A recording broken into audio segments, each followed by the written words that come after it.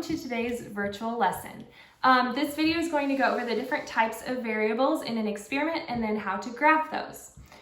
So when conducting an experiment, it is extremely important that you only change one thing. Let's say you wanted to see or you wanted to know how the temperature of water affects a bouquet of flowers, like if maybe it's cold water versus warm water, if your bouquet of flowers will last longer. In this case, you'd be changing the temperature of the water. You wouldn't want to change the temperature of the water and use different types of flowers and use different sized vases and put them in maybe different parts of your house or something like that. Because then once you finally get the bouquet that lasts the longest, you wouldn't be able to say that that's because of the temperature of the water. It might be that that type of flower lasts longer. And so once you got your results, you have too many factors to even know why you got those results, right? So you want to only change one thing so that you can be sure that your results are because of that one thing that you changed. That one thing that you changed is called the independent variable. Independent variable starts with an I, and so you can remember this as a thing that I am changing in an experiment. In my example here, I would change the temperature of the water. That would be the independent variable. I might have 10 different vases lined up, and every day I put a different temperature of water in that vase, measured maybe by a thermometer, and it could range from really cold to really hot water. The dependent variable is the result or the response to what I change. In this case, the result would be how many days maybe the bouquet of flowers lasts before it totally dies.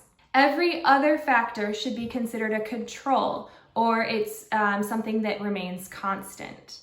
Like all of the vases should be the same size. They should all be getting the same amount of water. They should be the same types of flowers, maybe the same numbers of flowers in each vase. So now I'm going to go through some examples of this and then show you also how once you get your data from your experiment, how you can properly graph it. So if you spell out dry mix, what it stands for is that the dependent variable is the variable that is the responding one. It's the response to what you change. And this belongs on the y-axis on a graph.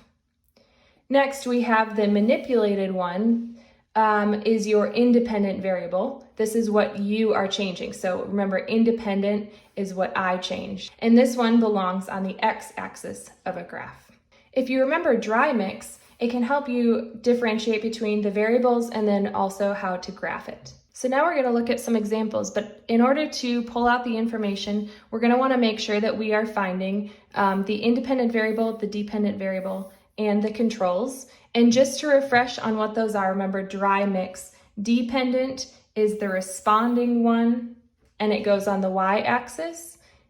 The manipulated one is your independent, MI, and it goes on your x-axis.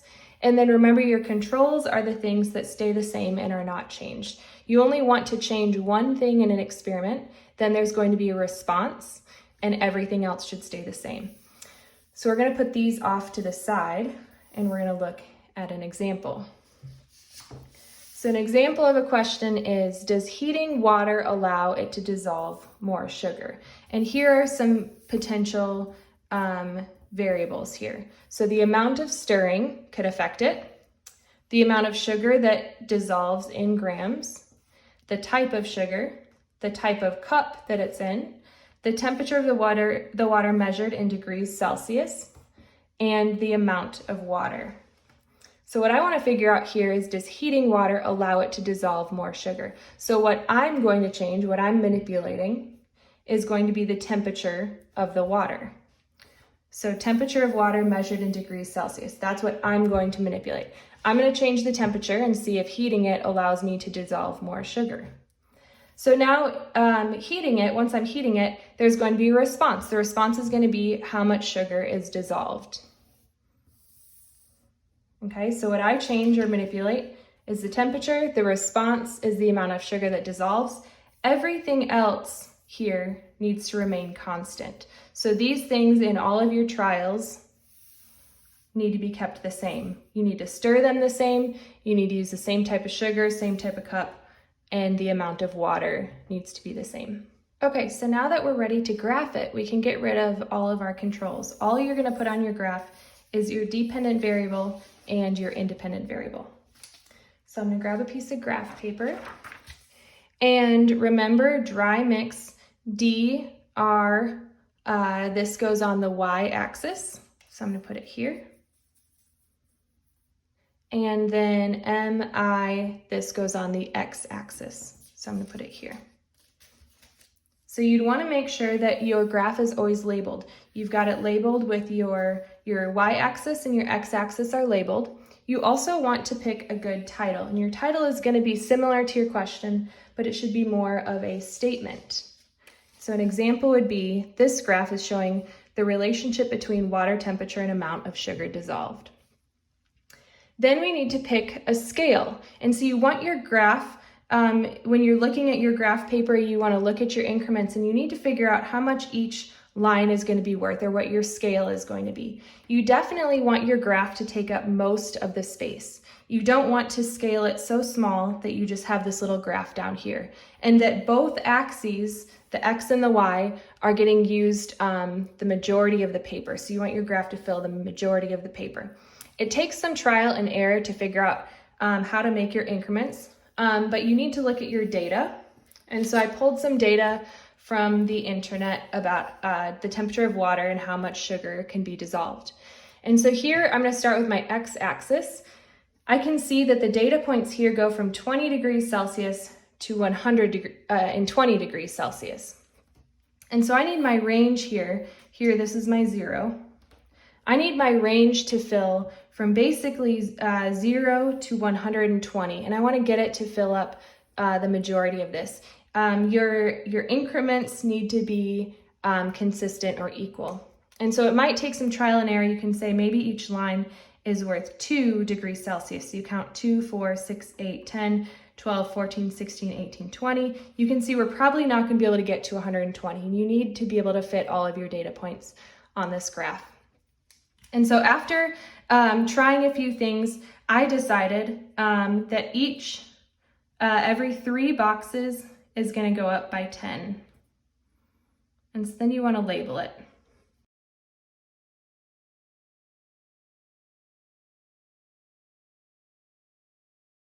So now you can see my x-axis is labeled. I am going in equal increments, and all of my data points are going to fit on here. I'm starting at 0 and I'm ending at 120. Now looking at my y-axis, my data points go from 200 grams all the way to 600 grams. So my graph needs to go somehow from 0, and then up here needs to be around 600.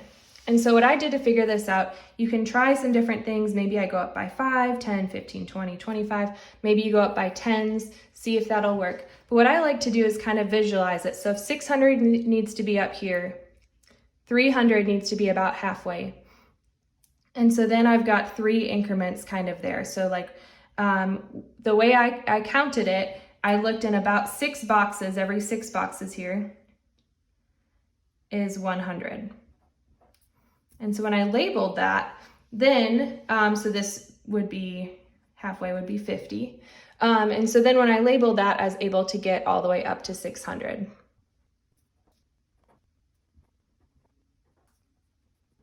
So you can see I'm going from 0 all the way up to 600. I put tick marks halfway in between each, showing that those are the 50s, like 550 would be here, and then 600. You can see that this doesn't go all the way to the top of the graph, but this is just the best I can do. And this is showing that my graph is going to take up most of the paper. So it doesn't have to be exactly the whole page, but you want to just do the best that you can. So now I'm ready to graph my points.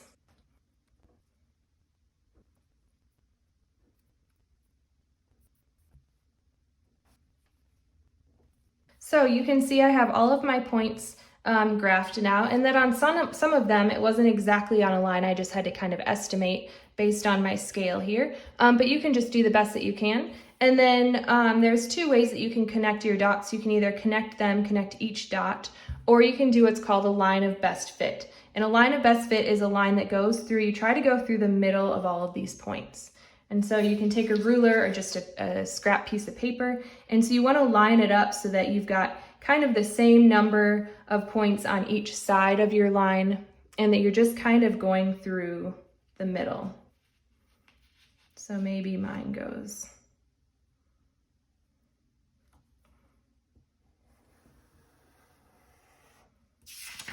like that. So you can kind of see this is just showing the trend here. This is going through the middle of all of your data points, and you can see that it's going up. And so there's a positive correlation here. As I increase the temperature of water, I increase the amount of sugar that can dissolve in it. Okay, we're gonna look at one more example. Again, I think the easiest thing to pick out first is your independent variable when looking at a situation. But remember, we need to find independent variable, dependent variable, and controls. Remember, dry mix dependent, dr, is the responding one, and it goes on the y-axis. Mix, the manipulated one, what I change is the independent variable, and it goes on the x-axis. And then the controls are the things that stay the same or are not changed throughout the experiment.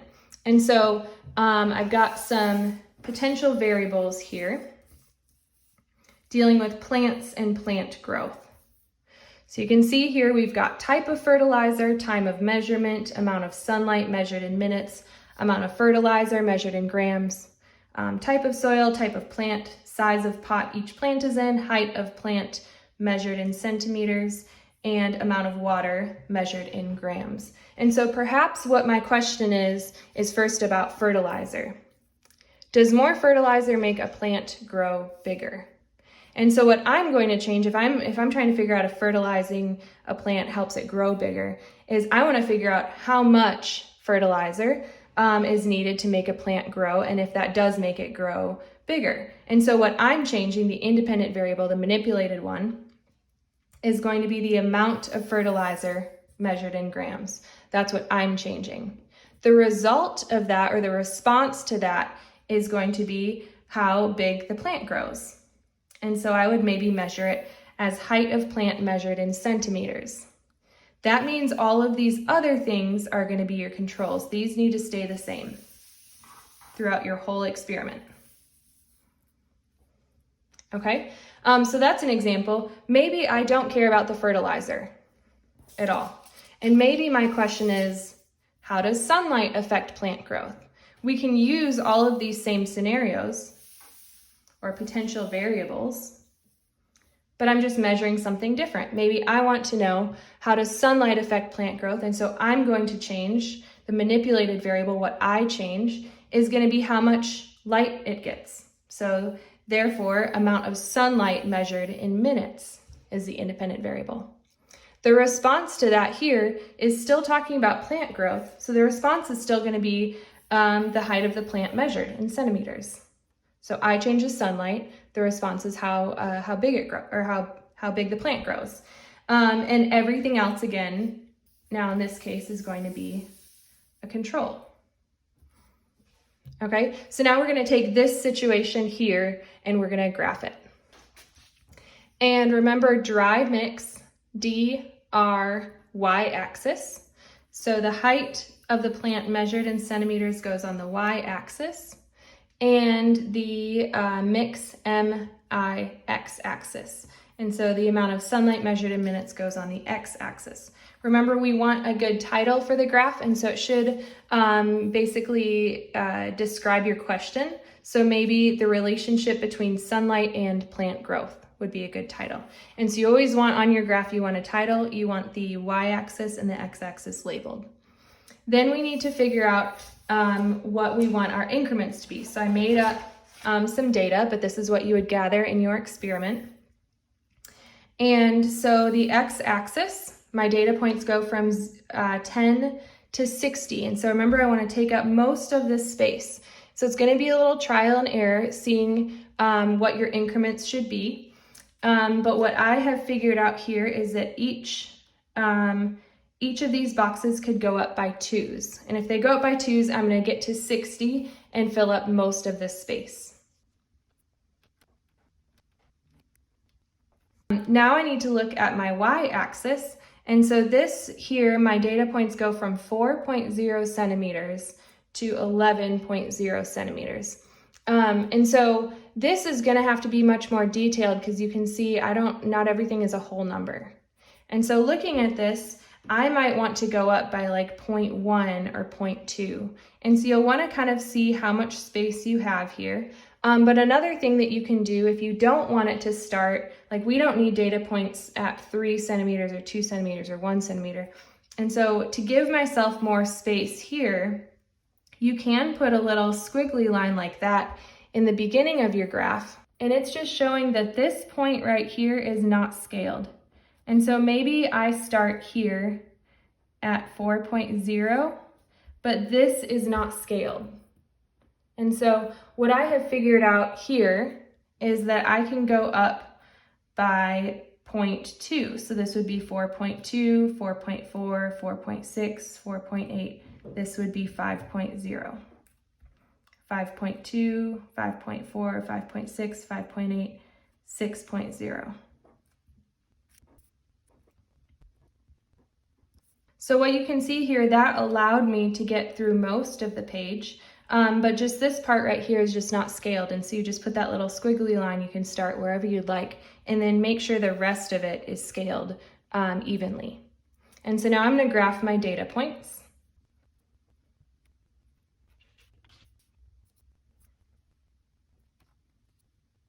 So now that I have my data points, I can very easily or clearly see a correlation here. You could connect the dots, or you could do what's called a line of best fit, remember, which is where we're trying to draw a straight line that goes through as many data points or through the middle of this.